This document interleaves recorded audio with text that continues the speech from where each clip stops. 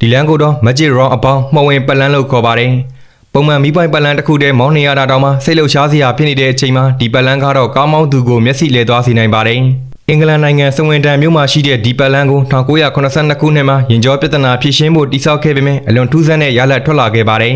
ဒါဟာအလဲမှာပတ်လန်းကြီးတစ်ခုနဲ့အဲ့ဒီပတ်လန်းကြီးပတ်လေမှာပတ်လန်းငယ်9ခုဝင်းရံထားတဲ့စနစ်တစ်ခုဖြစ်ပြီးဒီစနစ်ကြောင့်ကားရီယာနိုင်လက်တန်အတိုင်းရောနိုင်လက်တန်ပြောင်းပြန်ရောတစ်ချိန်တည်းမှာမောင်းနှင်နိုင်ပါတယ်ဒီလမ်းကိုမောင်းနှင်တဲ့ယာဉ်တွေဟာသူတို့လိုချင်တဲ့လမ်းကြောင်းကိုမှန်မှန်ကန်ကန်ရောက်ဖို့အတွက်ဘယ်ပတ်လန်းငယ်တွေကိုဝင်ရမလဲဆိုတာအလွန်လျင်မြန်စွာနဲ့ဆုံးဖြတ်နိုင်ဖို့လိုအပ်ပါတယ်မောင်းသူတွေအတွက်စိတ်ရှုပ်စရာကောင်းပေမဲ့ဒီနေရာမှာမောင်းနှင်တဲ့လူတိုင်းဟာအရှိန်လျှော်ပြီးတော့သတိကြီးစွာထားတာကြောင့်ပုံမှန်ပတ်လန်းတွေထက်အန္တရာယ်ဖြစ်မှုကိုနည်းတယ်လို့စီးရင်အင်းတွေကဖော်ပြနေပါတယ်နံပါတ်1 Road to Heaven Gateဒီလမ်းကိုတော့69ခွေကျိုးနဲ့ကောင်းကင်ပုံစီတို့လမ်းလို့ခေါ်ဆိုကြပါတယ်ဒီလမ်းကလမ်းစုံတွေရှုပ်ထွေးလို့မဟုတ်ပဲလမ်းရဲ့အဆုံးအထိမောင်းနှင်ရတာခက်ခဲလုံးရှုပ်ထွေးတဲ့လမ်းလို့ခေါ်ကြတာပဲဖြစ်ပါတယ်တရုတ်နိုင်ငံကြမ်းကြားကျဲမြို့တမန်တောင်ပေါ်မှာရှိတဲ့ဒီလမ်းကိုကဘာကျော်ကောင်းကင်မုံတကား Heaven Gate လို့ခေါ်တဲ့အေယာမကြောက်ကူစီခရီးသွားလာနိုင်ဖို့အထူးတည်ဆောက်ထားတာပါ